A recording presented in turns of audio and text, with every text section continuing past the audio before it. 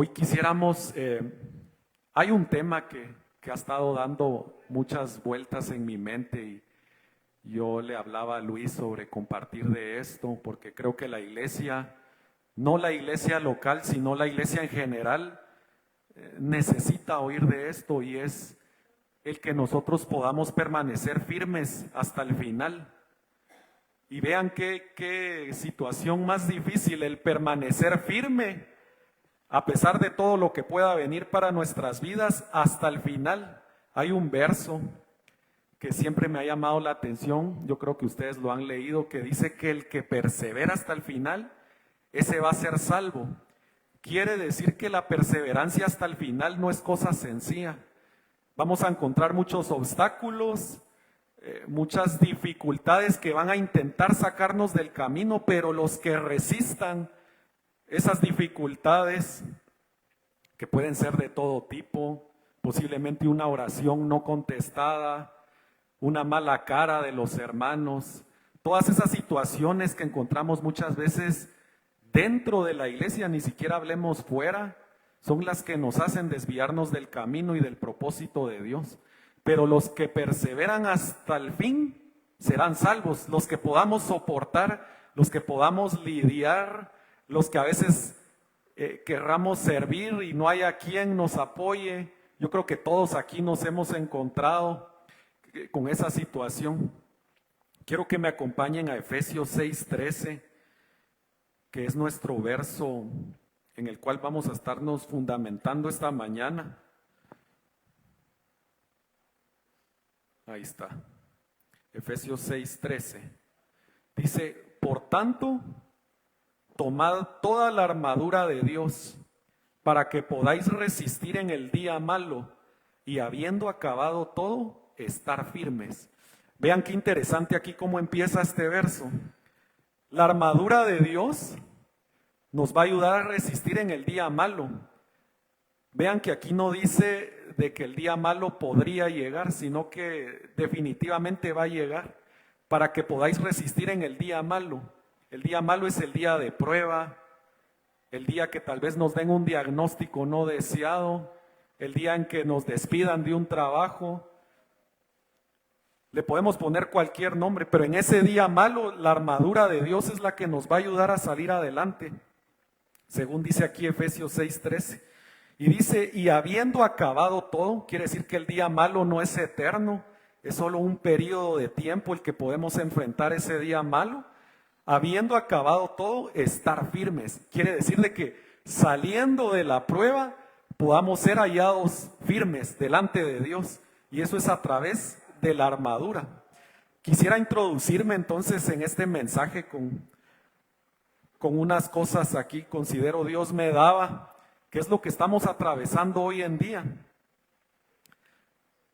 Y es que vivimos en una cultura donde la verdad y la mentira son relativas. La verdad y la mentira ya son subjetivas. Lo que para unos es malo, para otros es bueno. Lo pueden ver de muchas formas, inclusive el gobierno estadounidense. Ustedes saben que las ideas republicanas no son las mismas que las demócratas. Cuando unos ven algo bueno, los otros creen que eso es malo, y de esa misma forma eso está aquí dentro de la iglesia. Inclusive con lo que creemos que no es pecado, algunos lo ven como algo normal, como algo que simplemente se puede hacer. Entonces el mundo ha creado su criterio del bien y el mal en base a su cultura, en base a lo que lo rodea, ya no en base a la verdad. Ese es el mundo en el que nos está tocando enfrentar hoy día. Un mundo donde la verdad es relativa, ya no existe el concepto de verdad universal, donde todos tengamos un sentido común que nos haga saber qué es la verdad y la mentira. Bien dicen por ahí que el sentido común es ahora el menos común de los sentidos. Vean que decir la verdad nos puede significar ser silenciados por la sociedad. Lo que le pasó a esta persona, Charlie Kirk, por decir la verdad, por hablar la verdad sin ningún freno. Yo creo que todos han visto sus videos ahora. Se ha vuelto más famoso ahora que ya no está. Tal vez era necesario que eso pasara porque su mensaje sigue trascendiendo en redes, hablando la verdad, creando polémica. Pero la sociedad lo silenció por hablar la verdad. La sociedad en la que estamos hoy en día no aprueba la corrección, no tolera la corrección. Lo único que aprobamos como sociedad es los aplausos, el vas bien, el sigue adelante, vas por buen camino. Eso es lo que la sociedad hoy en día aprueba. No aprueba la corrección, el llamado a sometimiento a la verdad. Estamos en una sociedad que vamos de mal en peor. Y es aquí donde nuestra firmeza podría flaquear, porque si nos alejamos de la palabra se empiezan a instalar ideas que no son de Dios, pero que aparentemente parecen buenas. Así como a Eva le pareció bueno, sí voy a comer de la manzana, me dijeron que no, pero pues no creo que sea tan malo lo que él me está diciendo. Y de esa forma caemos, de una forma sutil, porque la mentira nunca se te va a presentar a tu vida como mentira, porque obviamente no le harías caso. La mentira siempre se presenta como una verdad disfrazada y vas a creer que estás en lo correcto, y es ese espíritu de error que habla la Biblia, que muchos lo creerán y se apartarán creyendo que están en la verdad.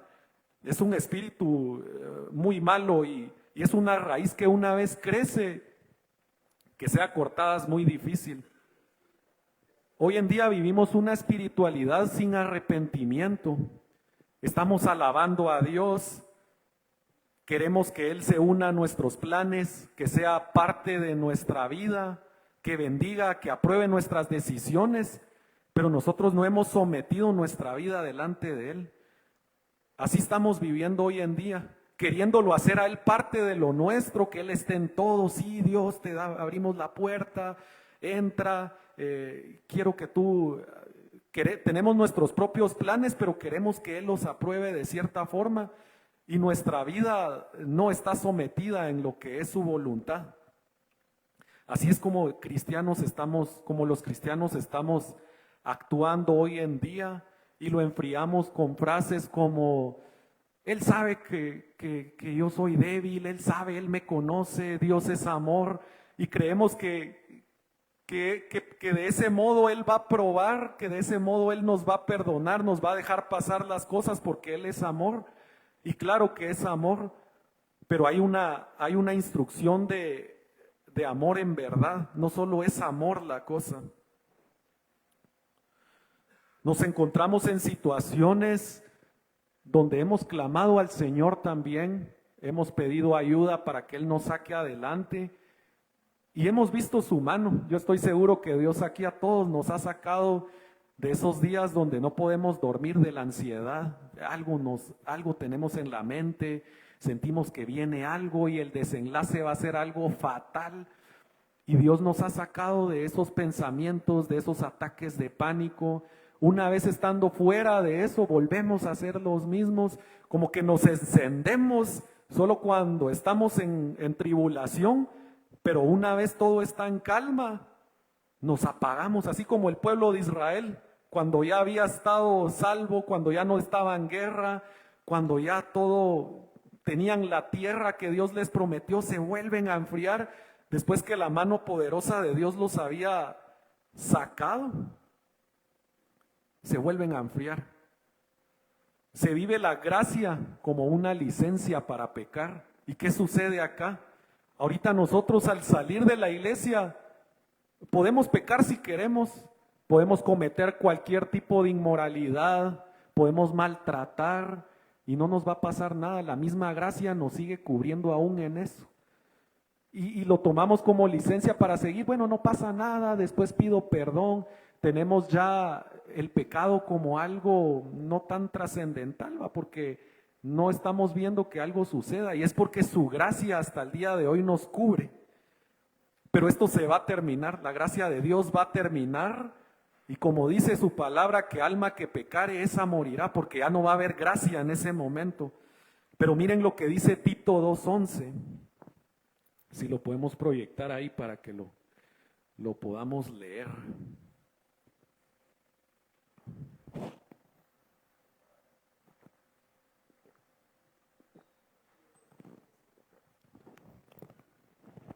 Dice,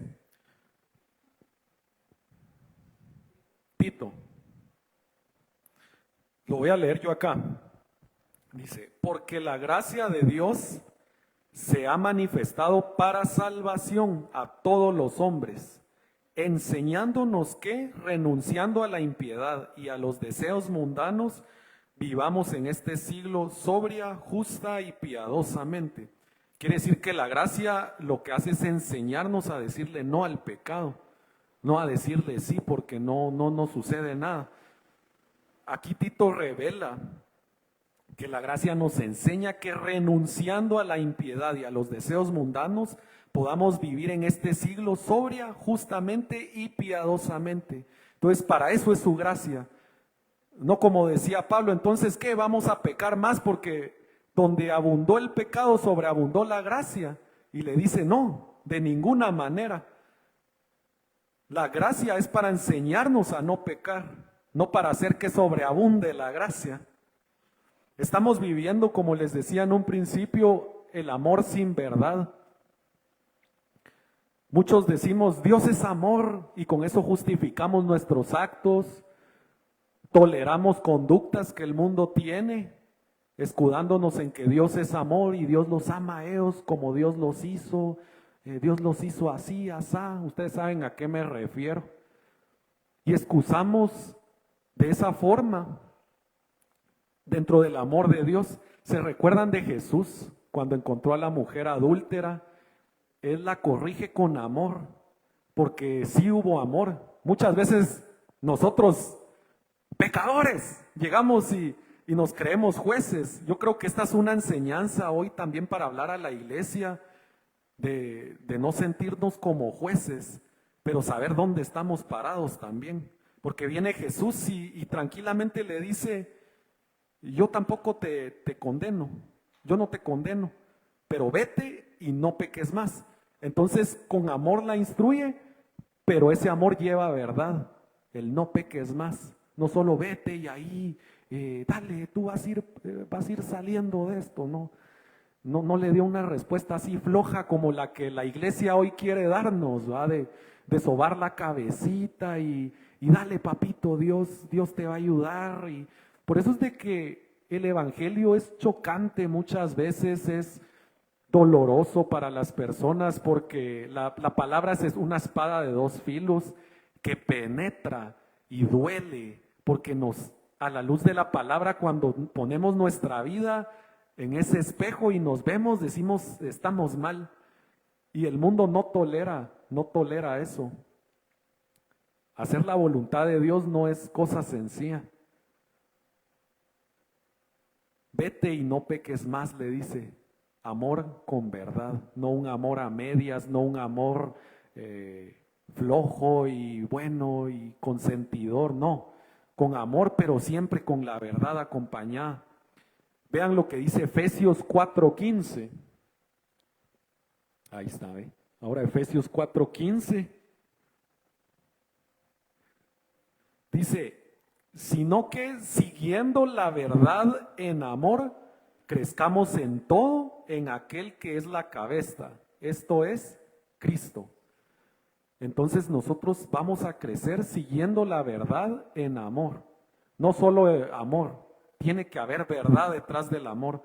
Amemos a nuestro prójimo, a pesar que ellos no piensen igual que nosotros, porque muchas veces la iglesia toma como pretexto el decir, pero si Dios anduvo también con gente mala, ¿va? ¿Por qué no puedo juntarme yo con gente mala?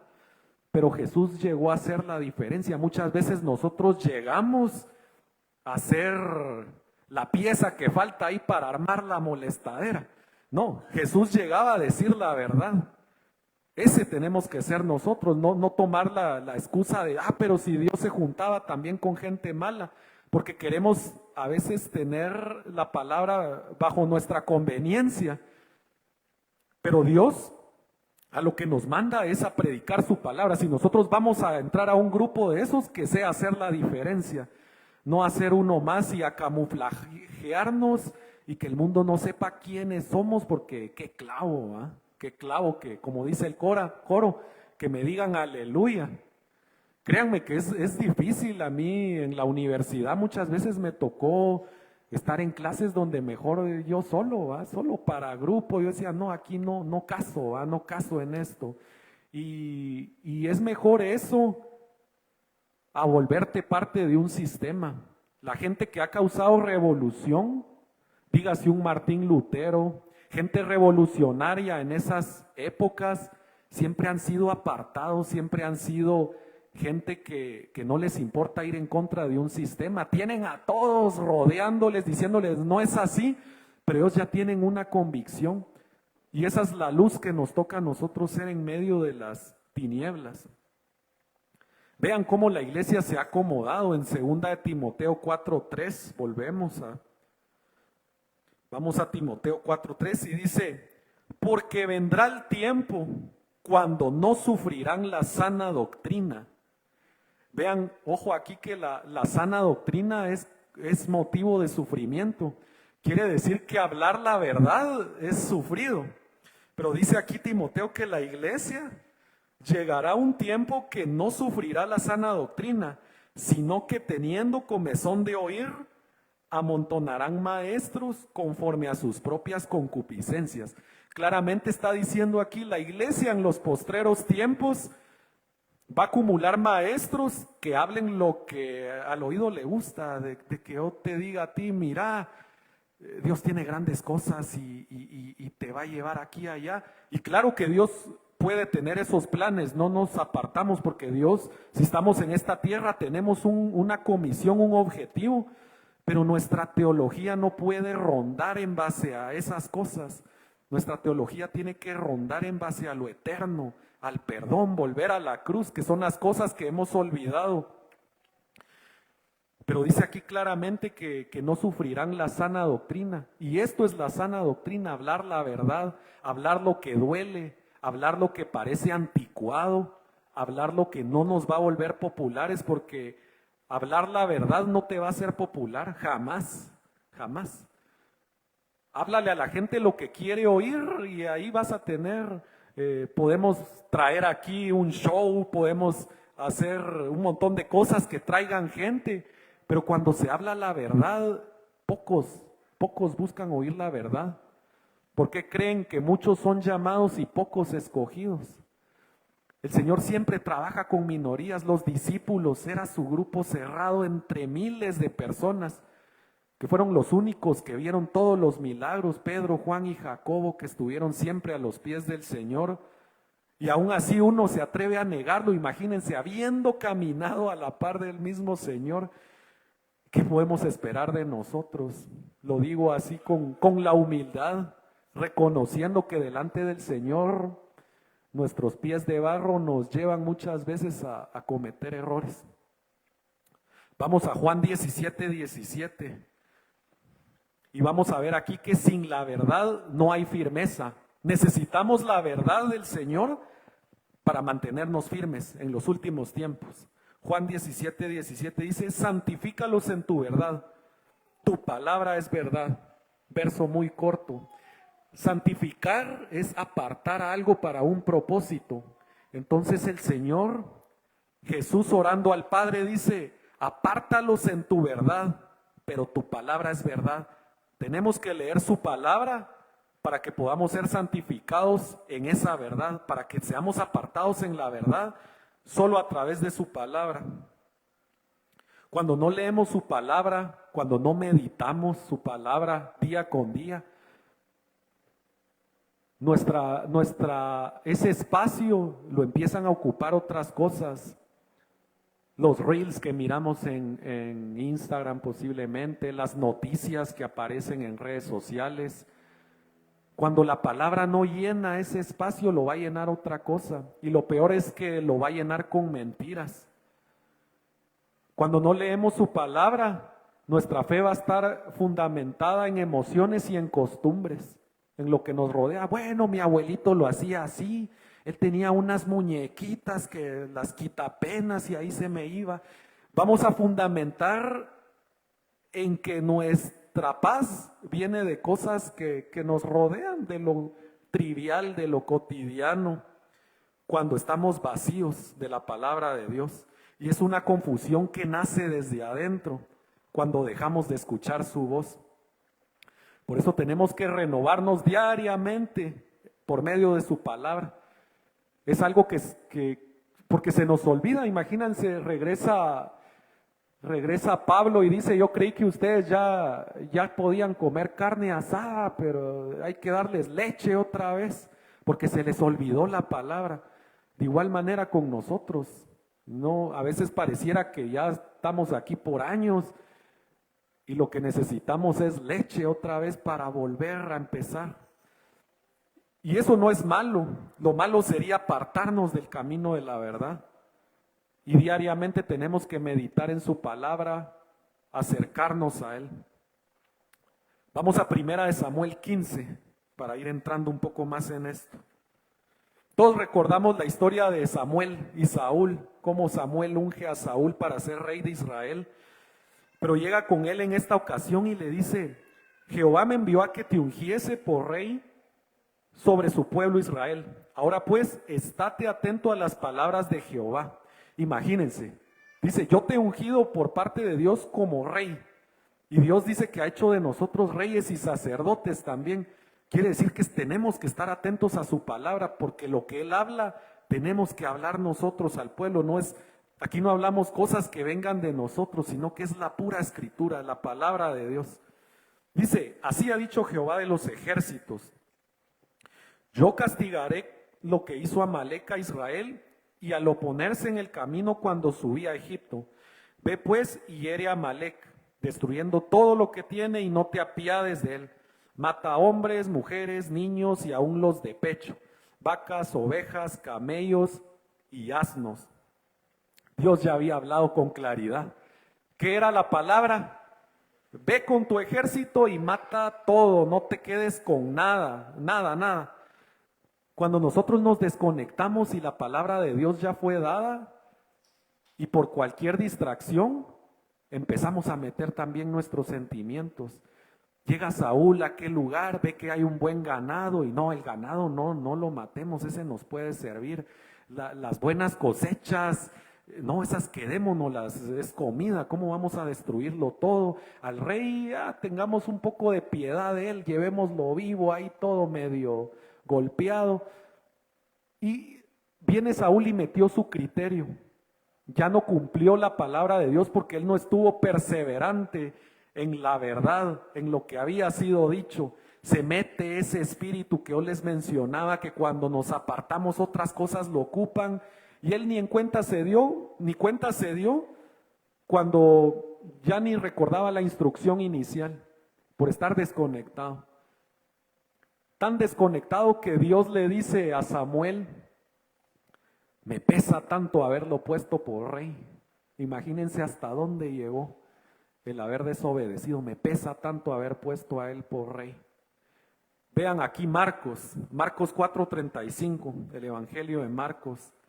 Aquel día, cuando llegó la noche, les dijo: vamos a pasar del otro lado. Esto es Jesús hablándole a los discípulos. Aquí lanza otra palabra al Señor y los discípulos tenían que creerla. Vamos a pasar del otro lado. Pero ya una vez todos en la barca, ¿qué sucede? Se viene la tormenta, y la tormenta hizo que entraran en miedo, que olvidaran la palabra de Dios de que íbamos al otro lado. Si Jesús lo había dicho, teníamos que creerlo, pero las tormentas hicieron de que, ¿será que vamos a pasar del otro lado? Y para variar, como decimos, Jesús ni iba en la barca, él estaba en su rollo, solo los discípulos. Cuando ustedes saben que Jesús se aparece,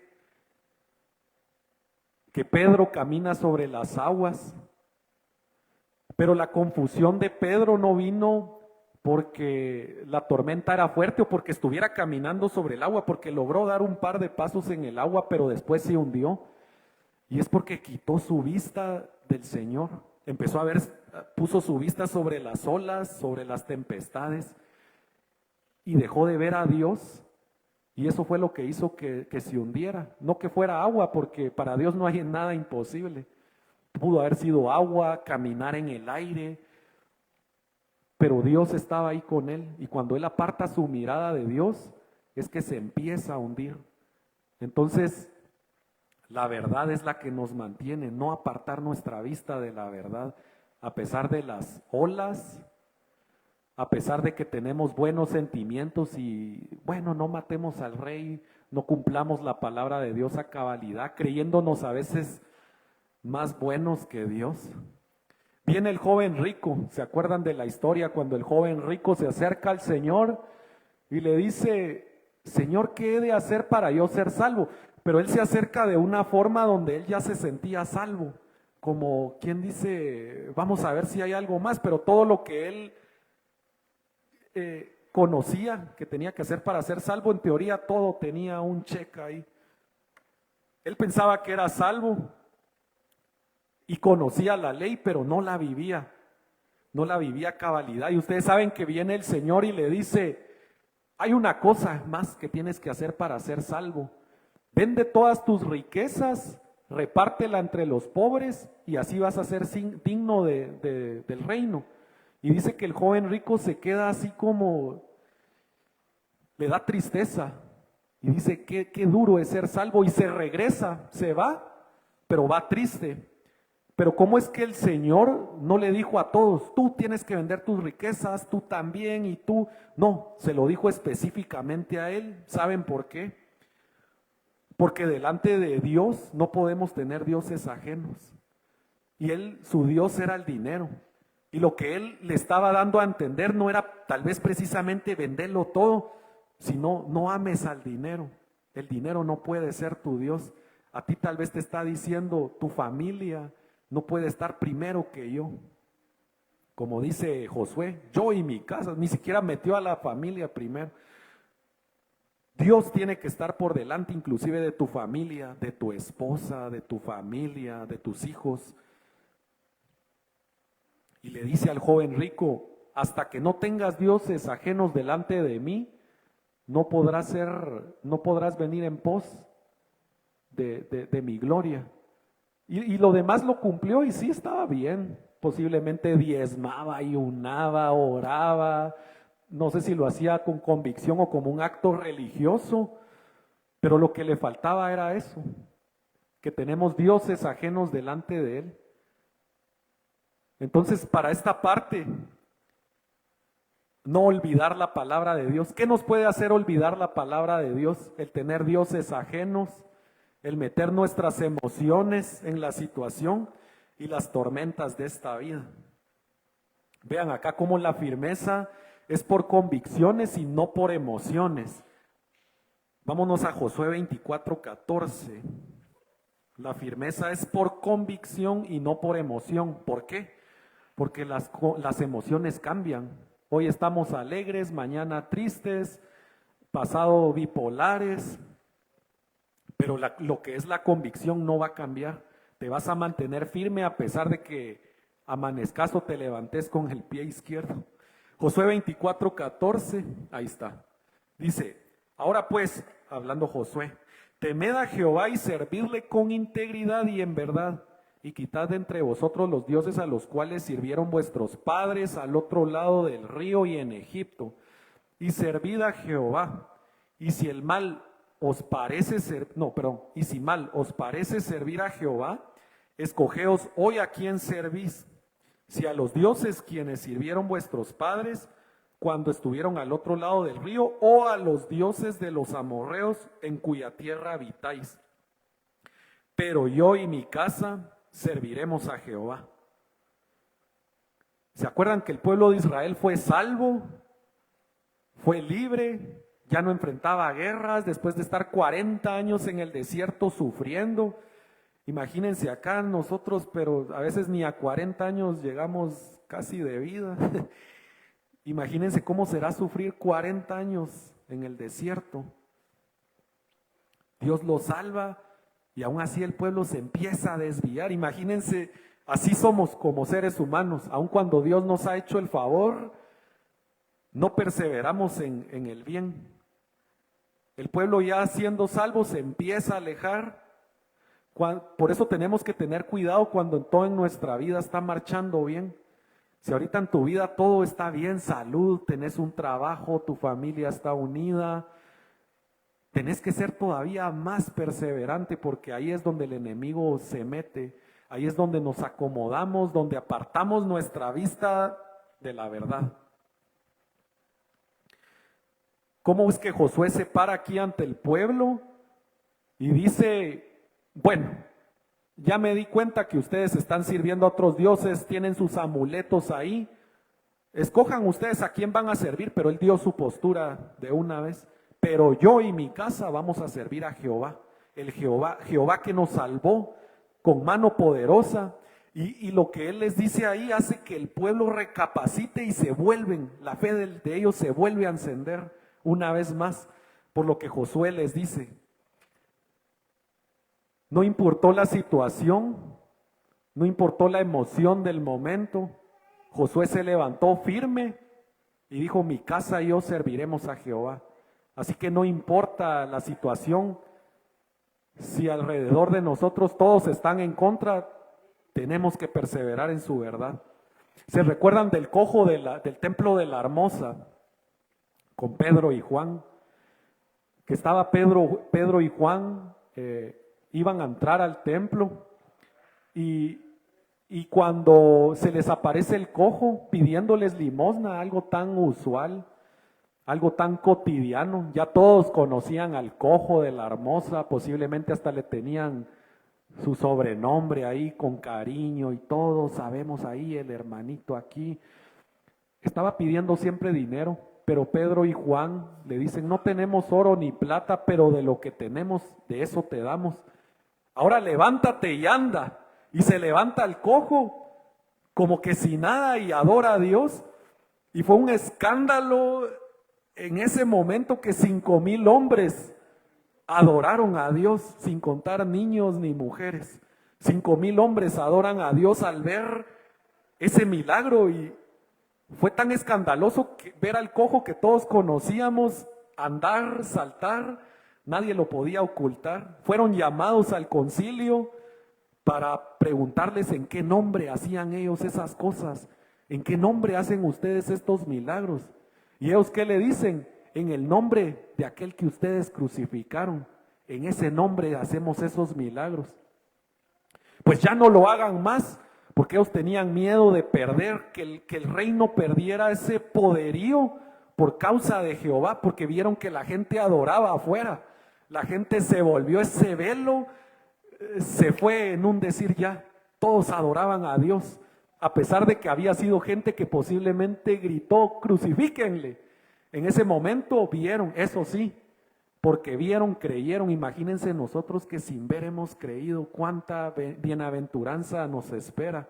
Y es algo en lo que nos tenemos que gozar, pero gloria a Dios porque ellos también creyeron fuera de tiempo. Nosotros hemos creído a tiempo, cuando no hemos visto un gran milagro tal vez, o no hemos visto la punta de un ángel, del ala de un ángel, pero es la fe la que nos ha hecho creer. Eso que está en nosotros, que nos lleva a creer.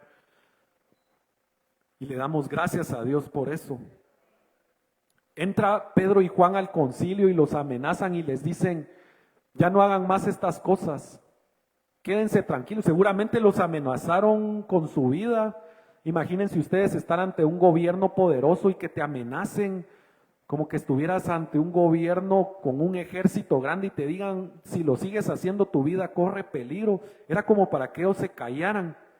Y vean lo que responden en Hechos 4:19. Ellos encontrándose bajo apuros. Vamos a Hechos 4:19.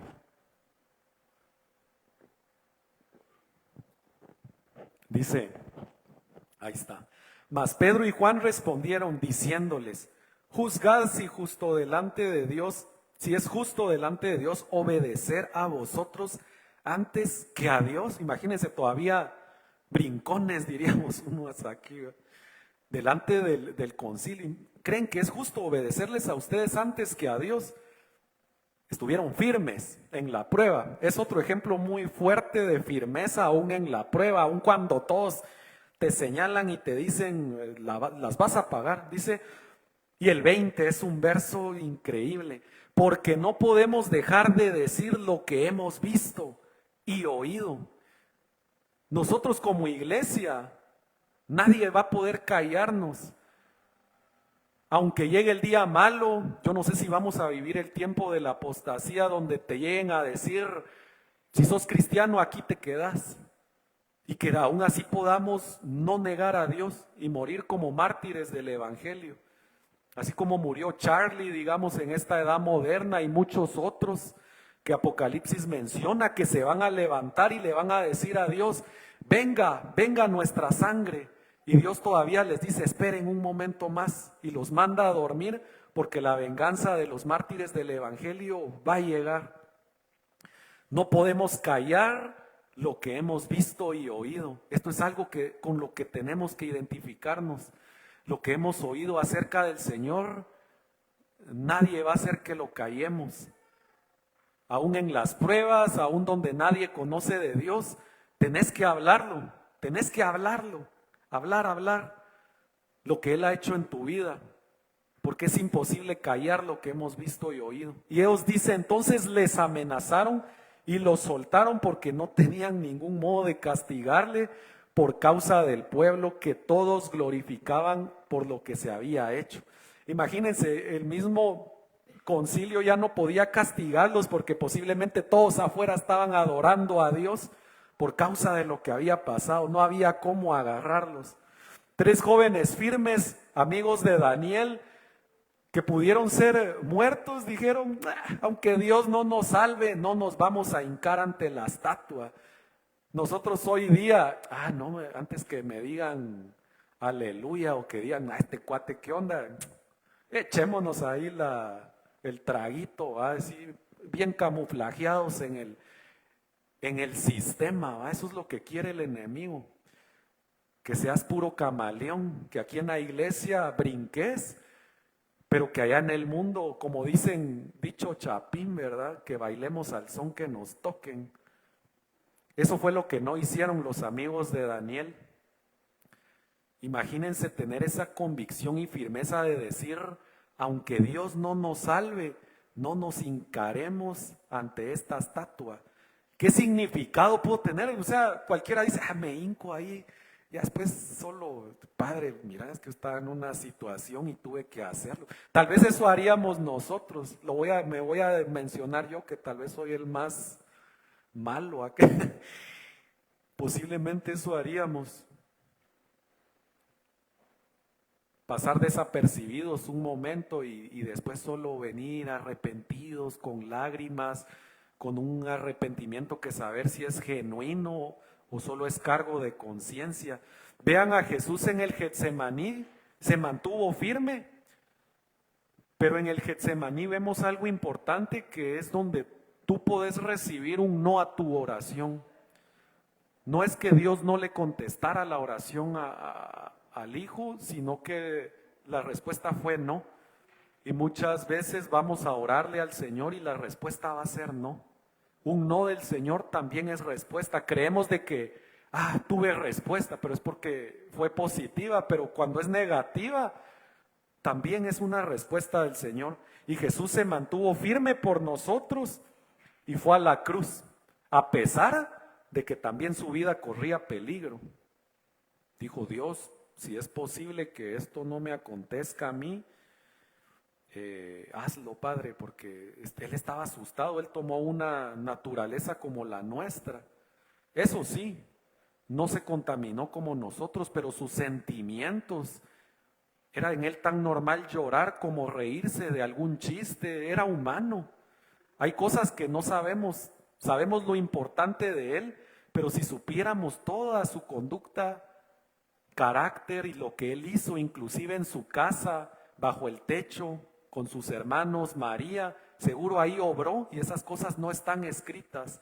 María no tiene un libro donde ella contara todo lo que bajo el techo ocurrió, pero bien dice la palabra que si todo se escribiera el mundo no alcanzaría para escribir todas las cosas que Jesús hizo cuando Él estuvo aquí en la tierra. Entonces, estar firme es obedecer aún sin entender y orar aún cuando no vemos resultados. Para ir avanzando, firmeza es que no nos desviemos del propósito de Dios, que podamos permanecer, firmeza, permanecer en ese camino que Él ha trazado. Y quiero darles rápidamente unos ejemplos antes de que podamos finalizar. Y es en Filipenses 3:13. Pablo, un buen ejemplo. Hablamos mucho de Pablo porque Pablo es quien habló muchas de las cosas que la iglesia de hoy en día debería estar haciendo. Dice: hermanos, yo mismo no pretendo haberlo alcanzado ya todo. Imagínense Pablo, qué nivel el de Pablo y con qué humildad. Yo no pretendo ya haberlo alcanzado todo, pero una cosa hago, dice, olvidando ciertamente lo que ya quedó atrás, esas malas caras, esos malos momentos, el pecado que a veces te acusa, cometiste ese pecado y sí, te hace ser culpable, pero si tú ya pediste perdón delante de Dios y Él no lo recuerda, sigue adelante, extiéndete, no dejes que el pasado te siga haciendo presa y no te deje avanzar. Olvidando lo que queda atrás, dice, extendiéndome a lo que está adelante.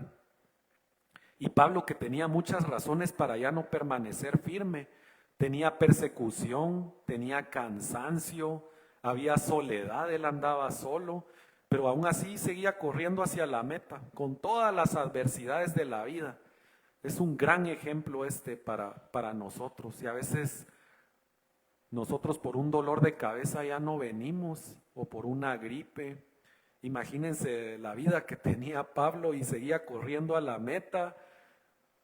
No sé cómo dormían, posiblemente acampaban, algunas veces tocó al aire libre, y todo por estar haciendo la obra de hacer discípulos, de que el evangelio empezara a crecer. Porque cuando el Señor Jesús vino, en China no sabían del evangelio, allá estaban construyendo la muralla china, en España estaba pasando otra cosa, aquí en América los nativos haciendo otra cosa, nadie sabía de Jesús, pero Él vino como una semilla, así como cuando apareció el COVID en una ciudad bien chiquita y que poco a poco fue creciendo conforme pasó el tiempo. Vino el Señor y dejó a sus discípulos encomendada esa obra, y a nosotros también, de ir y hacer el evangelio por todo el mundo. Y así poco a poco el evangelio sigue creciendo. Él no lo vino a hacer todo y lo pudo haber hecho todo, pero necesita de nosotros que seamos esa sal de la tierra y esa luz del camino. Que no seamos como esas luces de feria que queman, que sube la luz y se va hasta arriba, y cuando ya alcanza altura explota y de ahí viene cayendo la basurita. A veces como cristianos somos así, que empezamos con todo y nos apagamos cuando ya lo dimos todo, y ahí viene para abajo todo y ya no nos levantamos. Tenemos que perseverar. Miren cómo inclusive el enemigo, porque no importa cómo empezamos, sino cómo terminamos. Es un dicho muy conocido. ¿Cómo comenzó el enemigo? Como Luzbel. Él estaba a cargo de la alabanza en el cielo, tenía un puesto importante. Dice que cuando fue creado había alabanza, o sea, fue un personaje bueno, de respeto. El Señor Jesús no ocupaba el lugar que Él ocupaba en ese momento, era un personaje, era como la mano derecha de Dios en ese momento, pero ¿cómo lo va a juzgar Dios? ¿A cómo estuvo en ese momento o a cómo terminó Él? Y sabemos que es a cómo terminó. Por eso si empezamos ahí con pie izquierdo, no quiere decir que vayamos a terminar mal. Si no, vean, a veces en el fútbol, que ponga este ejemplo, hay equipos que han iniciado mal y terminan ganando el torneo, porque en el camino van agarrando dirección. Ahorita es cuando nosotros tenemos que agarrar esa dirección para que podamos terminar bien esta carrera con gozo. Entonces lo importante es cómo terminamos.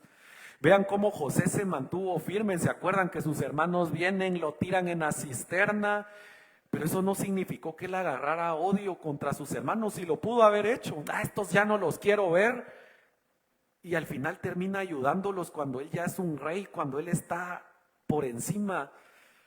Eso no canceló los sueños, porque José tenía sueños y nadie le creyó lo que él soñaba, porque venía de parte de Dios y decían, este tan raro, o sea, esos sus sueños de grandezas donde las estrellas se inclinaban hacia él y todo rondaba.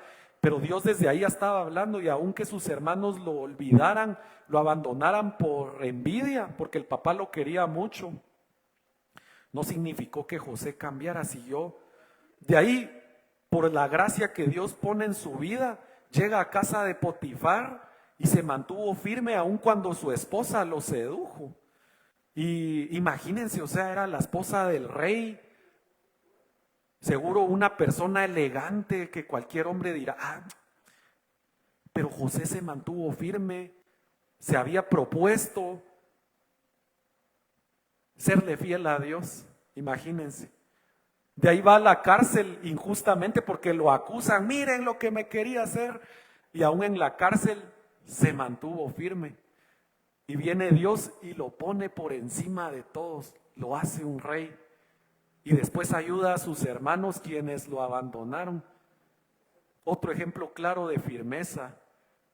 Te abandonan, estás preso injustamente, las injusticias de la vida, y eso hizo que él se mantuviera parado. Tenemos a David también, hombre conforme al corazón de Jehová, que cometió muchos errores, pero que su arrepentimiento siempre fue genuino, un corazón delante de Dios, humillado. Cuando nadie lo veía, cuando no tenía un escenario o un público como este, él adoraba a Dios en lo secreto. Su firmeza no dependió de que él era rey y que puchis, tengo que guardar la compostura y no. Él perdió la compostura como cantamos hoy. Dice que hasta mostró su ropa interior por danzar delante del rey. A nosotros ni el pelo se nos mueve a veces aquí. Imagínense, David mostró la ropa interior y lo trataron de loco porque perdió la compostura, quiere decir, perdió la cordura adorando a Dios, se volvió loco porque creía que el Dios que tenía enfrente era un Dios real. Y eso es lo que necesitamos nosotros, que cuando estemos aquí adorando a Dios, creamos que de verdad Él está acá, no es un culto más. Estos cuates los mismos otra vez, el mismo grupo, no, o sea, que nosotros podamos sentir a Dios cada vez en nuestras reuniones, acercarnos a Él. Y en eso fue Él firme, en mantenerse, en que no le importara lo que le dijera la gente. Sus hermanos lo tenían por pequeño, lo tenían como, aquel es como... ni lo presentaban siquiera como los hermanos, porque cuando llegan a buscar rey, presentan a todos y ya ni se acordaban de David.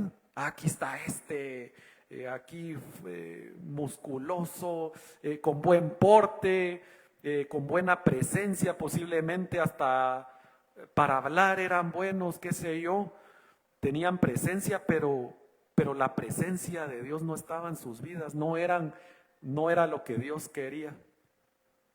Él buscaba al que se había guardado en su juventud, al que permaneció firme en todo momento, y él fue puesto en lo alto cuando en lo secreto decidió siempre servir a Dios. Daniel, que desde muy joven dice, yo propongo en mi corazón no contaminarme.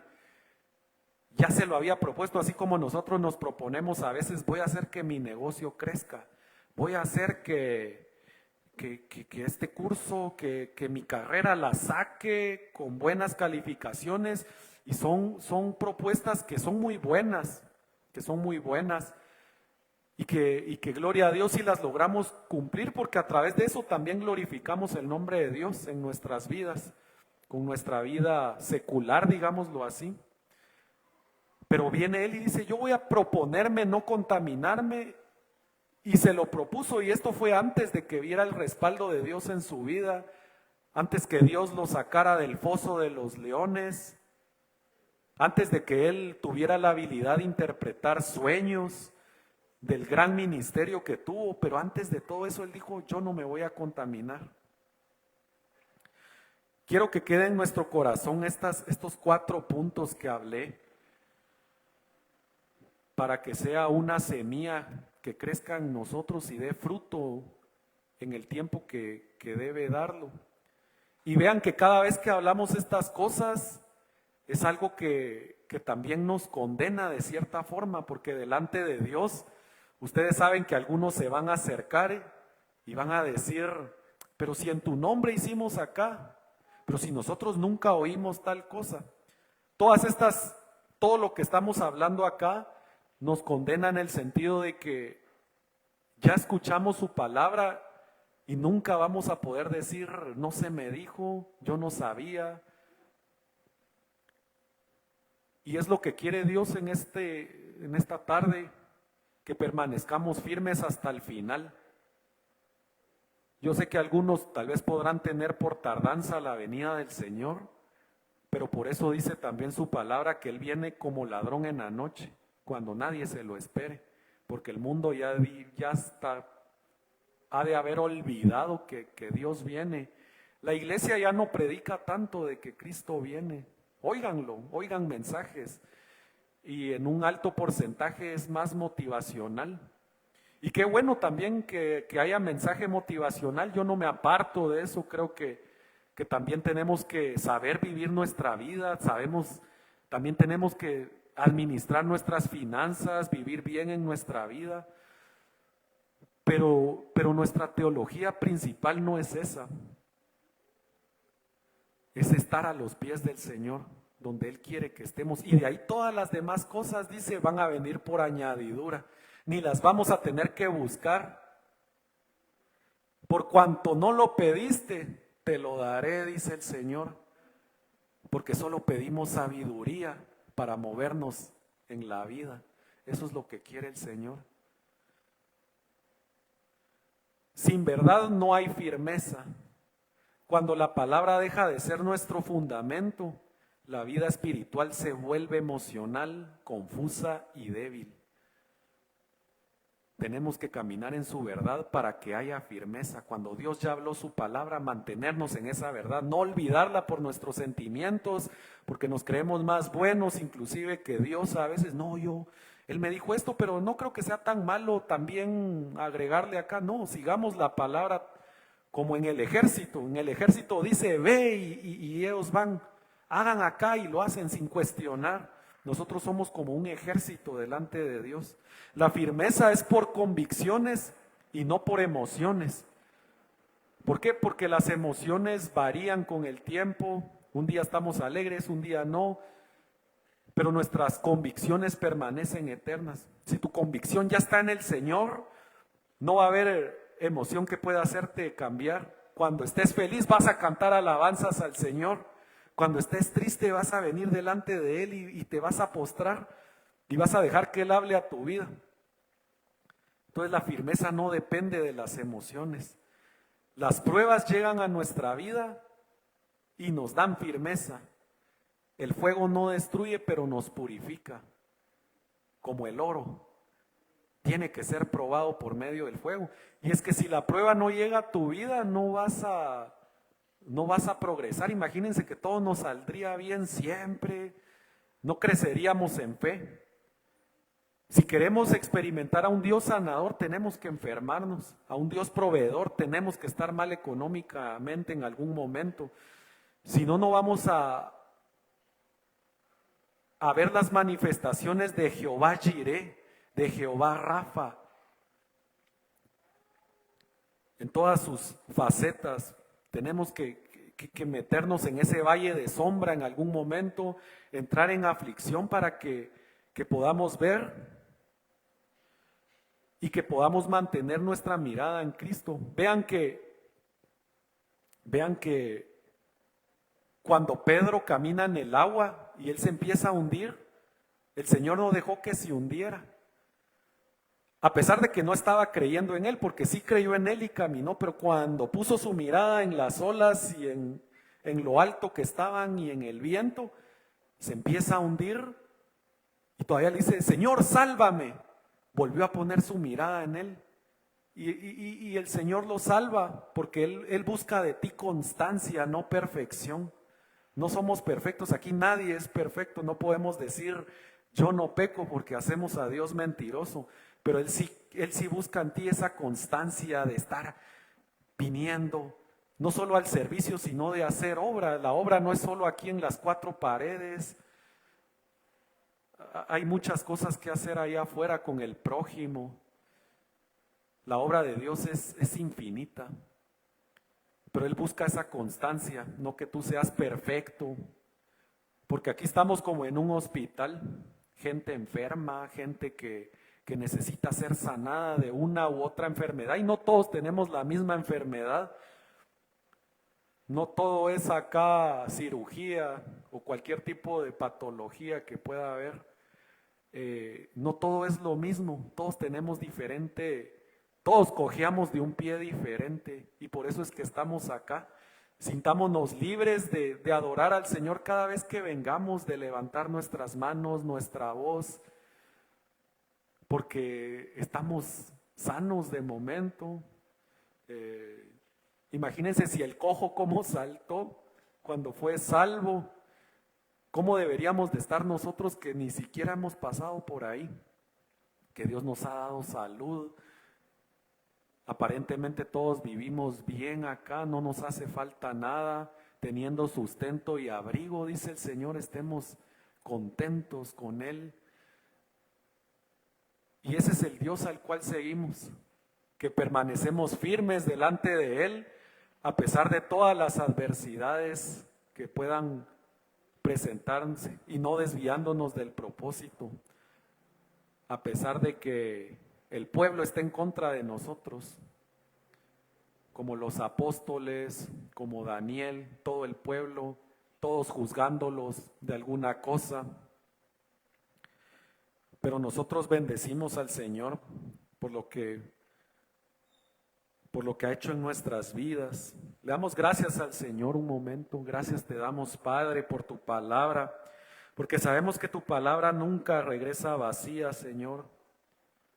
Tú hablas a tiempo y tú hablas fuera de tiempo aún, Padre. Aún para los que ya vieron y creyeron en ti, también son salvos, Padre. Pero para los que no hemos visto y hemos creído, tú también te has manifestado, Dios.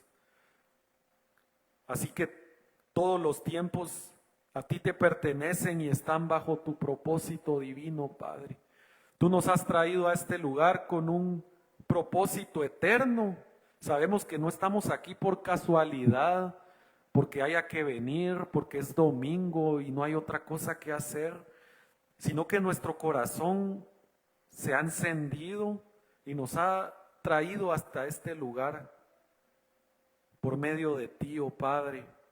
Que nuestra fe no se apague jamás, que nuestros labios siempre te adoren a ti en las adversidades. Si el día malo viniese, que podamos adorarte, Padre, que no se desvíe nuestra mirada cuando las olas son altas, cuando los caballos del adversario son muchos, que podamos siempre verte y aún en el último momento pedirte que nos salves,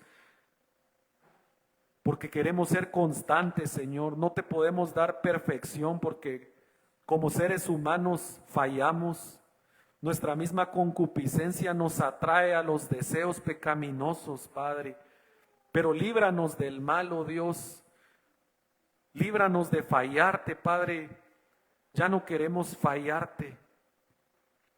Queremos ser ofrenda delante de ti, manifestarnos a este mundo como hijos tuyos, Padre, que podamos andar como dignos hijos tuyos, oh Dios, que el mundo pueda ver, porque te tenemos a ti, Padre. Así como muchos creyeron al verte a ti en sus siervos, al hablar con fe, una mujer que dijo, yo me encontré con Dios, porque Él estaba ahí y me dijo esto y aquello, y lo dijo con tal fe que todo un pueblo creyó.